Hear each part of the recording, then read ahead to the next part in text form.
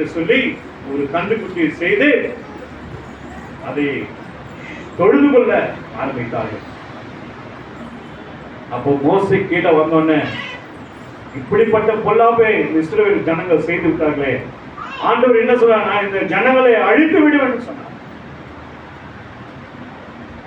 மோசே என்ன பண்ணா, இந்த 2 கற்பனைகளை கீழே போட்டு உடைத்தான், நொறுக்கினான்.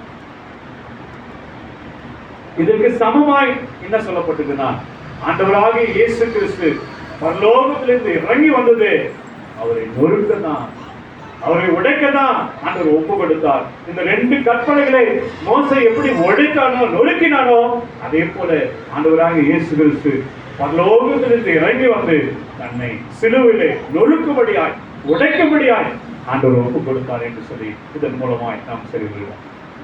அப்போ ஆண்டவர் மோசே பார்த்து சொன்னார், நான் உங்களுக்காக கொடுத்த இந்த 2 கற்பனைகளை நீ உடைத்து போட்டாய். நீ பூமியிலிருந்து 2 கற்பனைகளை எடுத்து அதை ஒழுங்கு பண்ணி நீ என்னிடத்துல மீண்டுமாய் என்னிடத்துல கொண்டு வா என்று சொன்னார். இதற்கு என்ன அர்த்தம்னா, நம்ம உலகத்தில் இருக்கிற மக்களை ஆயத்தப்படுத்தி ஆண்டவருடைய பரலோக ராஜ்யத்துக்கு கொண்டு வா என்கிற சொல்லுகிற அந்த அர்த்தம் இதுல இருக்கிறது. மீண்டுமாய் மோசே என்ன பண்ணா, இந்த 2 கற்பனைகளை செய்து ஆண்டவரிடத்திலே கொண்டு போனார். ஆண்டவர் மீண்டுமாய் தன்னுடைய கரங்களினாலே அந்த கற்பனைகளை எழுதினார் என்று சொல்லி நாம் வேதத்திலே பார்த்தோம். அப்ப 2 முறை, ஒரு முறை ஆண்டவருடைய கற்பனைகளை பெரும்படியாய் 40 நாட்கள் அவன் காத்திருந்தான். இப்பொழுது உடைத்து விட்டான்.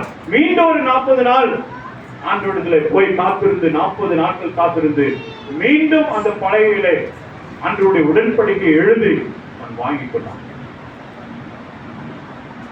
அப்போ ஆண்டவர் இந்த உலகத்திலே ஆண்டவரை அறியாத மக்கள் எல்லாம் ஆண்டவரை ஏற்றுக்கொள்ளும்படியாய் வசனத்தின் மூலமாய் அவர்களுக்கு போதித்து அவர்களை ஆயத்தப்படுத்தி பரலோக ராஜ்யத்துக்கு நீ என்னிடத்துல கொண்டு வா என்று இந்த கற்பனைகள் மூலமாய் ஆண்டவர் சொல்கிறார். பிரியமானவர்களே, மோசே 3வது முறை அந்த சீனாய் மலையில ஏறி போகிறார்.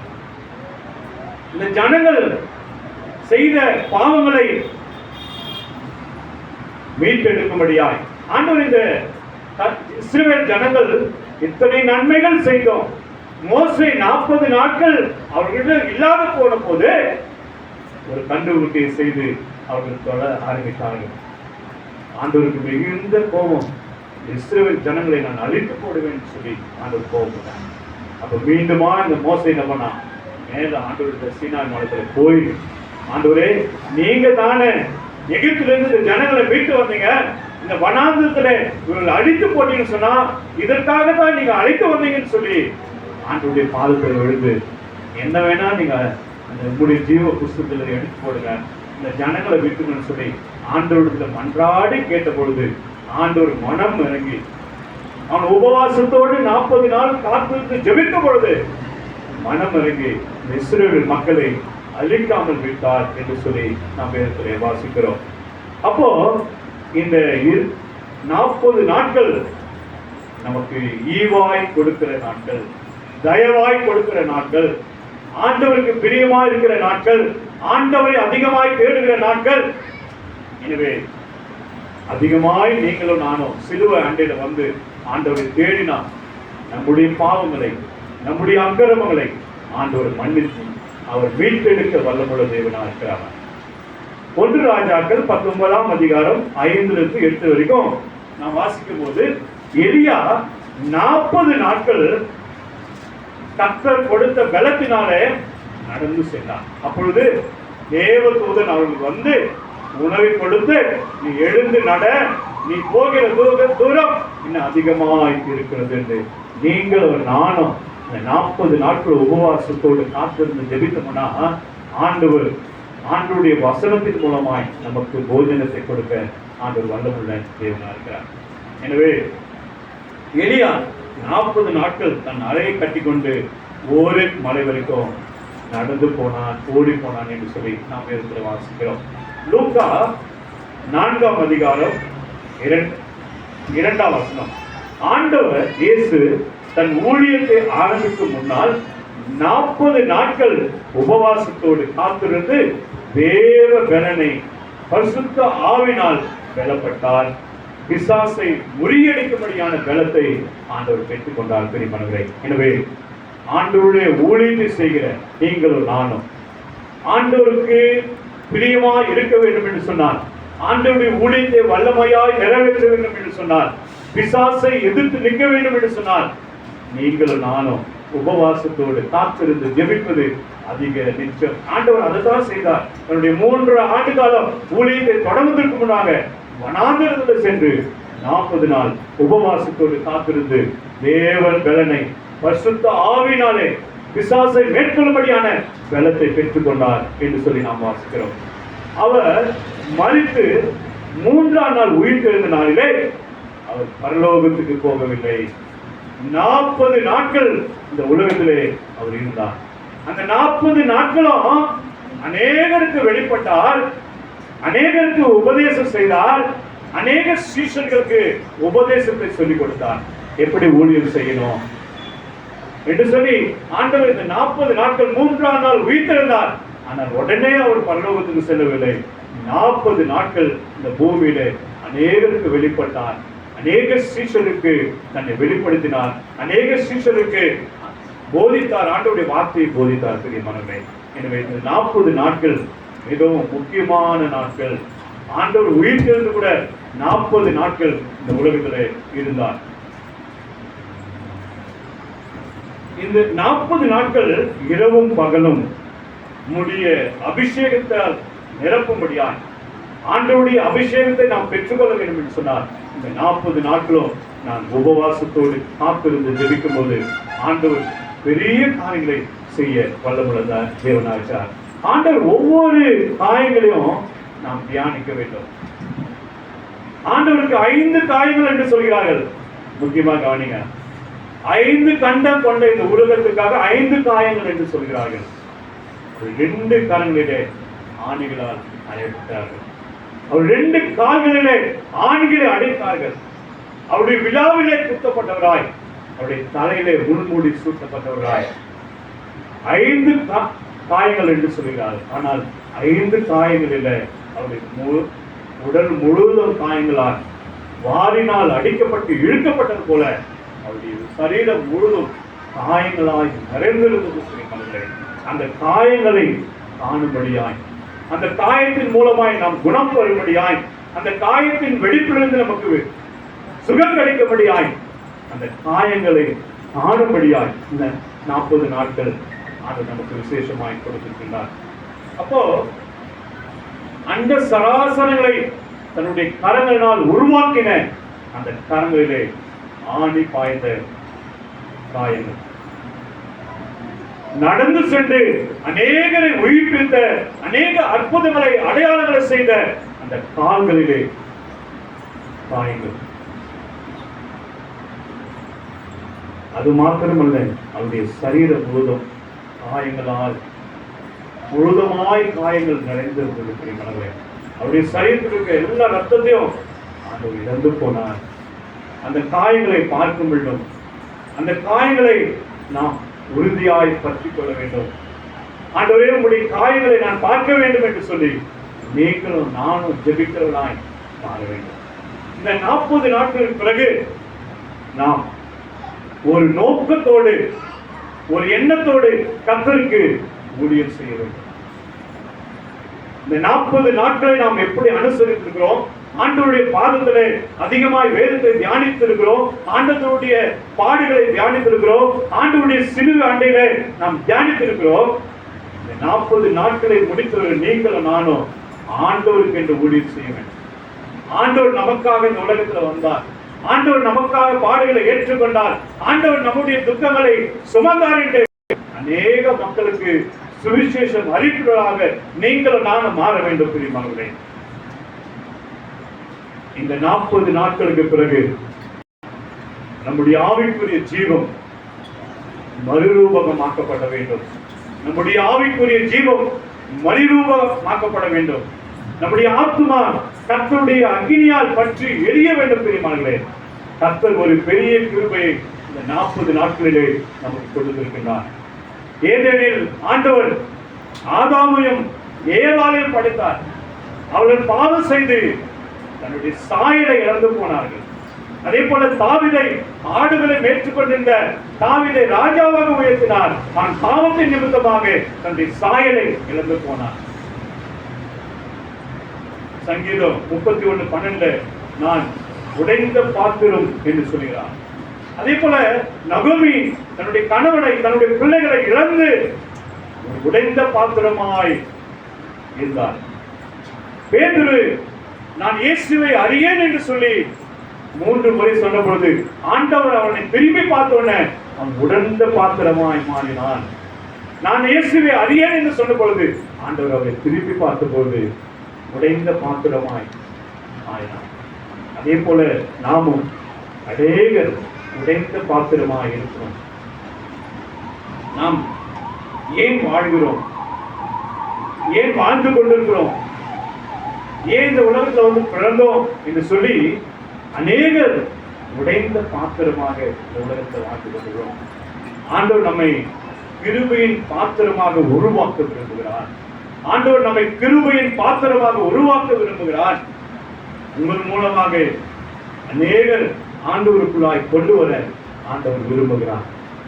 உங்கள் மூலமாய் அநேகர் ஆண்டவருக்குள்ளாய் கொண்டு வர ஆண்டவர் விரும்புகிறார்.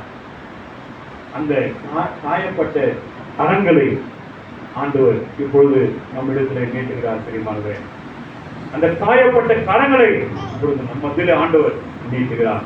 அந்த கரங்களை இன்றைக்கு உம்மோடு இடைப்படும்படியாய், அந்த காயப்பட்ட கரங்கள் உம்மோடு இடைப்படும்படியாய் ஆண்டவர் விரும்புகிறார். உன்னை அவருடைய கரங்களில் ஒரு கனமான பாத்திரமாய் உயர்த்த விரும்புகிறார். அந்த காயப்பட்ட கரங்களிலே உன்னை ஒரு கனமான பாத்திரமாய் உயர்த்த விரும்புகிறார். பிரியமானவர்களே, உன்னை கனத்துக்குரிய பாத்திரமாய் ஏந்தி உன்னை பயன்படுத்த ஆண்டவர் விரும்புகிறார். இந்த காயப்பட்ட கரங்களிலே உன்னை கனத்துக்குரிய பாத்திரமாய் ஏந்தி உன்னை பயன்படுத்த ஆண்டவர் விரும்புகிறார். பிரியமானவர்களே, பல காலங்கள் நாம் வீணாய் செலவழித்து விட்டோம். ஆண்டவர் சொல்கிறார், என் கைகளால் உங்களை உருவாக்க போகிறேன், என் காயப்பட்ட கரங்களால் உங்களை உருவாக்க போகிறேன் என்று சொல்லி இந்த வேளையில ஆண்டவர் நம்மோடு கூட பேசிட்டார். ஆகாய் 2:23 உன்னை என் கையில் முத்திர மோந்திரமாக வைப்பேன் என்று சொல்லி ஆண்டவர் நாளில் சொல்கிறார். பிரியமானவர்களே, எனவே மோசே ஒரு நாள் ஆண்டவர் உன் முகத்தை நான் பார்க்க வேண்டுமே என்று சொல்லி ஆண்டவரத்தில் கேட்டபொழுது ஆண்டவர் என்ன சொன்னார்? இந்த உலகத்தில் இருக்கிற சூரியனை கூட உங்களால் பார்க்க முடியும், ஆனால் என்னை பார்க்கிற ஒரு மனுஷனும் உயிரோடு இருக்க முடியாது என்று சொன்னார். அப்பதான் ஆண்டவரே நான் உன் முகத்தை பார்க்க வேண்டும் மோசே கேட்டபொழுது, இதோ பக்கத்தில் ஒரு கண்மனை இருக்கிறது, அந்த கண்மனையின் வெடிப்பிலே நீ போய் ஒழித்து கொள், அப்பொழுது என்னுடைய மகிமையை நீ காண்பாய் என்று சொல்லி என் கரங்களினால், என் காயப்பட்ட கரங்களினால் நான் உன்னை மூடுவேன் என்று சொன்னார். இந்த காயப்பட்ட கரங்கள் நம்மை மூடுகிறதாய் இந்த காலவெளியிலே வந்திருக்கிறது. தெரியுமானவர்களே, எப்படிப்பட்ட பிரச்சனை போராட்டம் இருந்தாலும் அந்த கரங்களுக்குள்ளே நீங்க அடங்கியிருந்தீங்கன்னா ஆண்டவர் பாதுகாக்கிற கண்களாய் அந்த கரங்களை வைத்திருக்கிறார். அந்த கண்மலை யார் என்று சொன்னார்? கிறிஸ்து. யாத்திராகமம் 3ஆம் அதிகாரத்தில் சொல்லப்படுகிறது, அந்த கண்மலை கிறிஸ்து. அப்போ அந்த கண்மலையின் வெடிப்புக்குள்ளே நான் உன்னை வைத்து பாதுகாப்பேன்னு சொன்ன ஆண்டவர் இந்த கரங்களிலே பிளவுபட்ட அந்த பிளவு மத்தியிலே உன்னை வைத்து நான் பாதுகாப்பேன் என்று சொல்லி நான் சொல்றார். ஆண்டவருடைய வருகையை அவரை சந்திக்கும்படியாய் நாம் அவருடைய கரங்களுக்குள்ளாய் அடங்கி இருக்கிறவர்களாய் நாம் இருக்கும்போது ஆண்டவருடைய வருகைக்கு அவருடைய மகிமை காணும்படியாய் நாம் காத்திருப்போம். யார் யார் அவருடைய கரங்களில் வெடிப்பிலே மறைந்திருக்கிறார்களோ அவர் ஆண்டவருடைய வருகையில் ஆண்டவருடைய மகிமையை காணும்படியாய் நாம் ஆயத்தப்படுவோம். இன்றைக்கு அந்த ஆணி பாழ்ந்த கரங்கள் ஆண்டவர் உங்கள் மேல் வைக்க விரும்புகிறார்.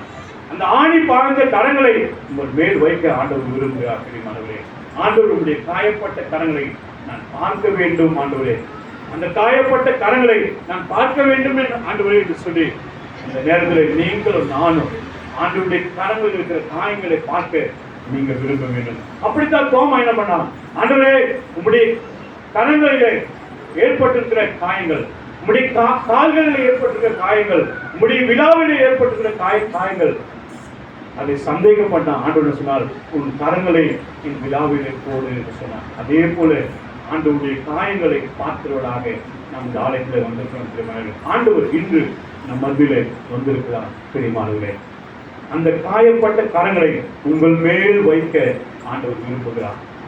இந்த நேரத்தில் அந்த காயப்பட்ட கரங்கள் உங்கள் மேல் வைக்க ஆண்டவர் விரும்புகிறார். இன்று எந்த நிலைமையில் நீங்கள் வந்திருந்தாலும் சரி, வியாதியா, கடன் பிரச்சனையா, போராட்டமா, பலவீனமா, திருமண தடையா, எந்த காரியம் இருந்தாலும் சரி, ஆண்டவர் உங்களை தொட்டு குணமாக்க விரும்புகிறார், உங்களை விடுதலையாக்க விரும்புகிறார்.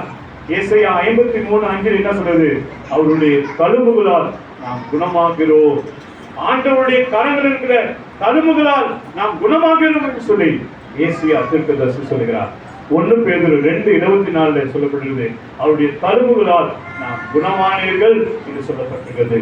ஆண்டவருடைய தழும்புகளால், காயப்பட்ட அந்த தழும்புகளால் நீங்கள் நானும் குணமாய் கொண்டிருக்கிறோம் என்று சொல்லப்படுகிறது.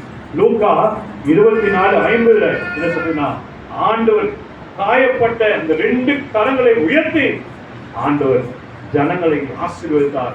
அதே போல இந்த நாளிலே நம் மத்தியில வந்து ஆண்டவர் இந்த 2 கரங்களை, காயப்பட்ட கரங்களை உயர்த்தி உங்களை என்னை ஆசீர்வதிக்க விரும்புகிறார். எல்லாரும் எழுந்து நிற்போம்.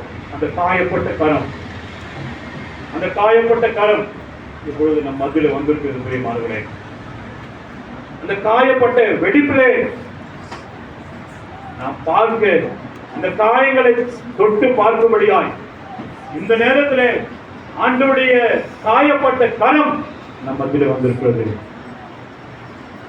இப்பொழுது ஆண்டவர் உங்களை தொடுக விரும்புகிறார். நீ எந்த நிலைமையில வந்திருந்தாலும் சரி, ஒருவேளை என்னுடைய வாழ்க்கையில அநேக கஷ்டங்கள், அநேக கடன் பிரச்சனைகள், அநேக வியாதிகள், பிள்ளைகளுடைய வாழ்க்கையில திருமண காரியங்கள் தடைப்பட்டு கொண்டே இருக்கிறது. ஆண்டவரே, நான் ஏன் இந்த உலகத்தில் பிறந்தேன், நான் ஏன் வாழ்ந்தேன், நான் மரித்து போனால் நலமா இருக்கும் என்று சொல்லி கலங்கிக் கொள்கின்ற பிள்ளைகள் இங்கு இருக்கிறார்கள். என் கடன் பிரச்சனையை ஆண்டவர் எப்போ மாற்றப் போகிறார்? ஆண்டவர் சொல்கிறார், வனாந்திரத்திலே நான் வழிகளை உண்டாக்குவேன் என்று சொல்கிறார். ஒருவேளை திருமண காரியங்கள் தடைப்பட்டிருக்கிற குடும்பங்களுக்காக ஆண்டவர் என்ன சொல்கிறார், உன் விக்கிரக ஆராதனையிலிருந்து நீ வெளியே வா, நான் உன்னுடைய பிள்ளைகளுடைய வாழ்க்கையிலே நன்மையான காரியங்களை செய்வேன் என்று சொல்லி அந்த நாளிலே ஆண்டவர் உங்களோடு கூட பேசுகிறார். தெரியுமா, நான் ஏன் வாழ்கிறேன், நான் ஏன் இந்த உலகத்தில் பிறந்தேன், நான் மரித்து போனால் நலமா இருக்குமே என்று சொல்லி கலங்கி கொண்டிருக்கிற ஒரு குடும்பம் நம்முடைய திருச்சபையில் இருக்கிறது. உன்னை பார்த்து ஆண்டவர் சொல்கிறார், மகளே கலங்காதே, திகையாதே, இதோ உன்னுடைய காயப்பட்ட கரங்கள் உன்மேல் வருகிறது, உன்னை நான் பலப்படுத்துவேன், உன்னை நான் பாதுகாப்பேன், நீ ஆண்டவருக்கு என்று அர்ப்பணி, ஆண்டவருடைய ஊழியத்துக்கு என்று நீ அர்ப்பணி, ஆண்டவருடைய காரியங்களை முதன்மையாய் செய்கிறதுக்கு நீ அர்ப்பணி. மகளே, ஆண்டவருடைய வாழ்க்கையில் இருக்கிற எல்லா பிரச்சனைகளை, போராட்டங்களை மாற்ற ஆண்டவர் வல்ல உள்ள தேவனா இருக்கிறார். மனசே, ஒருவேளை இன்னையால் ஆண்டவரே என்னுடைய நோயிலிருந்து எனக்கு விடுதலை கிடைக்கலையே, என் கால் வலியிலிருந்து எனக்கு விடுதலை கிடைக்கலையே, என்னுடைய நோய் குணமாகவில்லையே, நான் என்ன செய்வேன் என்று கலங்கிக் கொண்டிருக்கிறேன். இந்த சூழ்நிலையிலே ஆண்டவர் இந்த காயப்பட்ட கரங்களை இந்த வேளையிலே ஆண்டவர்களை தொட்டு குணமாக்க வல்லமுள்ள தேவனா இருக்கிறார். ஆண்டவர்களை குணமாக்க வல்லமுள்ள தேவனா இருக்கிறார். பெரியமானே, ஆண்டவருடைய கடன் பிரச்சனையை மாற்ற வல்லமுள்ள தேவனா இருக்கிறார். உங்களுடைய குடும்பத்தில் இருக்கிற எல்லா பிரச்சனைகளையும் மாற்ற ஆண்டவருடைய காயப்பட்ட கரம் நம்ம மத்தியில் இறங்கி வந்திருக்கிறது. தெரியுமானே, எல்லாரும் அர்ப்பணித்து ஆண்டவரே, நாங்கள் உங்களுடைய கரங்களுக்குள்ளாய் ஆண்டவரே நாங்கள் இருக்கைகளை பாதுகாத்துக்கொள்ளும் ஆண்டவரே, உங்களுடைய காயங்களில் வெடிப்பிலே எங்களை பாதுகாத்துக்கொள்ளும் ஆண்டவரே என்று சொல்லி நம்ம எல்லாரும் அர்ப்பணித்து ஜெபிக்க போகிறோம். நம்ம எல்லாரும் அர்ப்பணித்து ஜெபிக்க போறோம். என்னென்ன காரியங்களுக்காக நீங்கள் ஜெபித்துக் கொண்டிருக்கிறீர்களோ அது எனக்கு தெரியாது. ஆனால் ஆண்டவர் அவருடைய காயப்பட்ட கரங்களினாலே உங்களை தொட்டு சுகமாக்க, உடைய வாழ்க்கையிலே குடும்பத்தில் இருக்கிற பிரச்சனைகளை மாற்ற ஆண்டவர் வல்லமுள்ள தேவனாக இருக்கிறார். இந்த கடன்களை நான் எப்படி அடைக்கப் போகிறேன், இந்த கடன் பிரச்சனையிலிருந்து நான் எப்படி வெளியே போகிறேன் என்று சொல்லி அடங்கிக் கொண்டிருக்கிறியா? ஆண்டவரும் கடன்களை அடைக்கும்படியாய் வழியில் திறந்து கொண்டிருக்கிறார். உடைய பலவீனங்களை மாற்றும்படியாய் ஆண்டவருடைய அவருடைய பரிசுத்த கரத்தினாலே, அவருடைய காயப்பட்ட கரத்தினாலே ஆண்டவருடைய நேரிலே தொட்டு அதை குணமாக்க ஆண்டவர் பிரியமா இருக்கிறார். குடும்பத்தில் இருக்கிற கணவன் மனைவிக்குள்ள இருக்கிற எல்லா பிரச்சனைகளையும் மாற்றி ஆண்டவர் சமாதானத்தின் உடன்படிக்கை ஏற்படுத்த அவருடைய காயப்பட்ட கரங்கள் நம்முடைய ஆலயத்துக்குள்ளாய் வந்திருக்கிறது. ஒவ்வொரு மேலும் அவருடைய காயப்பட்ட கரம் தொட்டு ஆண்டவர் சுகப்படுத்த போகிறார். பிரச்சனையிலிருந்து விடுதலையாக்க போகிறார். பிரியமானவர்களே, உடைய பிள்ளைகளுடைய வாழ்க்கையில் இருக்கிற எல்லா தடைகளையும் ஆண்டவர் மாற்ற போகிறார். ஒரு அற்புதத்தை இந்த நாளிலே செய்து மகிழ்ச்சியோடு உங்களை அனுப்ப போகிறார். எல்லாரும் அர்ப்பணிப்போமா? ஆண்டவரே, நாங்கள் உடைய சிறு வகையில் வந்திருக்கோம். ஆண்டவரே, உடைய கரங்களிலே கால்களில் இருக்கிற காயங்களை நாங்கள் பார்க்கிறோம். ஆண்டவரே, அந்த காயங்களிலிருந்து சொட்டுகிற அந்த ரத்தம் என் மேல் விளட்ட மாட்டவரே, அந்த ரத்தத்தினாலே எங்களை பரிசுத்தப்படுத்தி என்னுடைய வாழ்க்கையில் இருக்கிற எல்லா பிரச்சனை போராட்டங்கள் மாறுவதாக சொல்லி ஆண்டவர்களே நீங்கள் அர்ப்பணித்தார். ஆண்டவர் இந்த நாளில் ஒரு பெரிய விடுதலை, ஒரு பெரிய சமாதானத்தை, ஒரு பெரிய ஆசீர்வாதத்தை ஆண்டவர் கொடுக்க வல்லமுள்ள தேவனாக இருக்கிறார். எனவே அவருடைய ரத்த கோட்டைக்குள்ள நாம் எல்லாரும் அடங்கி இருக்க முடியாது. அவருடைய காய்கள் வெடிப்பிலே நாம் எல்லாரும் அடங்கி இருக்க முடியாது. அவருடைய தழும்புகளாலே நாம் குணமடையும்படியாய் இந்த நேரத்திலே நாம் அர்ப்பணித்து ஜெபிப்போம். நேசிக்கிற நல்ல தகப்பனே, அருமையான இந்த பரிசுத்தமான இந்த ஓய்வு நாளுக்காக ஜெபிக்கிறோம். அநேகர் பிரச்சனையோடு வந்திருக்கிறார். நான் எப்படி இந்த கடன் பிரச்சனையை நான் அடைப்பேன்? நான் எப்படி இந்த வியாதியிலிருந்து விடுதலை வரும்? எப்படி இந்த குடும்ப பிரச்சனையிலிருந்து எனக்கு விடுதலை கிடைக்கும்? என் பிள்ளைகளுடைய வாழ்க்கையில திருமண காரியங்கள் தடைப்பட்டிருக்கிறது.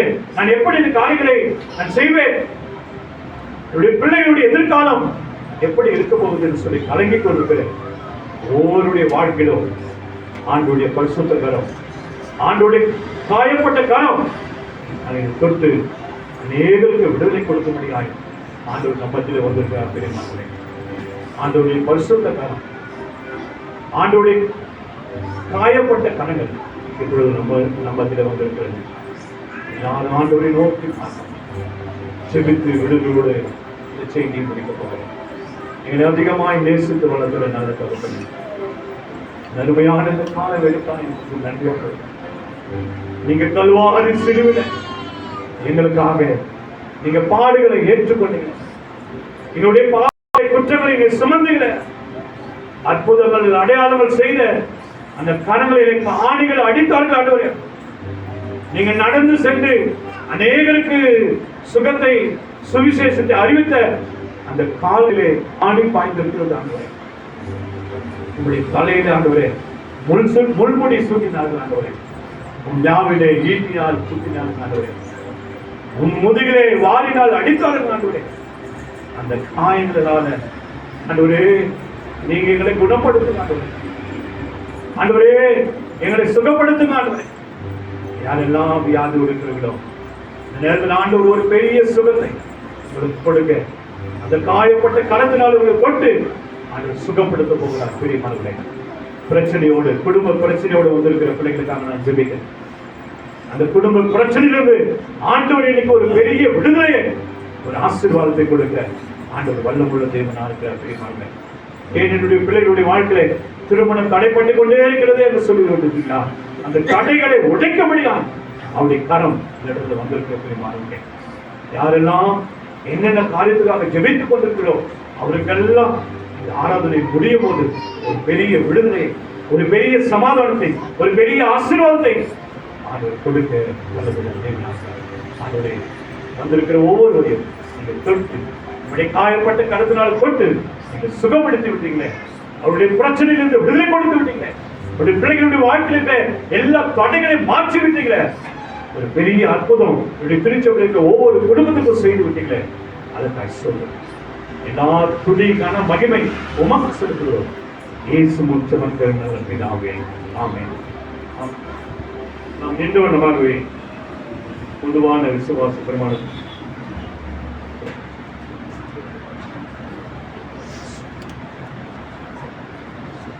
கர்த்தருடைய வார்த்தையை கேட்ட நாம் எல்லோரும் சேர்ந்த அப்போஸ்தலர் விசுவாசத்தை ஏறெடுப்போம்.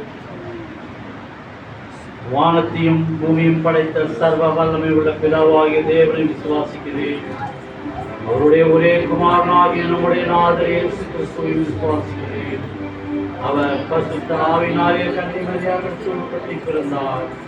பொது பிதாவின் காலத்தில் பாடுபட்டு சிலுவையில் அறையுண்டு மரித்து அடக்கம் பண்ணப்பட்டு பாதாளத்தில் இறங்கினார். மூன்றாம் நாள் மரித்தோரிலிருந்து எழுந்தருளினார். பரமண்டலத்திற்கு ஏறி சர்வ வல்லமை உள்ள பிதாவாகிய தேவனுடைய வலது பாசத்தில் வீற்றிருக்கிறார். அவ்விடத்திலிருந்து உயிருள்ளவரையும் மரித்தோரையும் நியாயம் தீர்த்து பரிசுத்த ஆவியை விசுவாசிக்கிறேன்.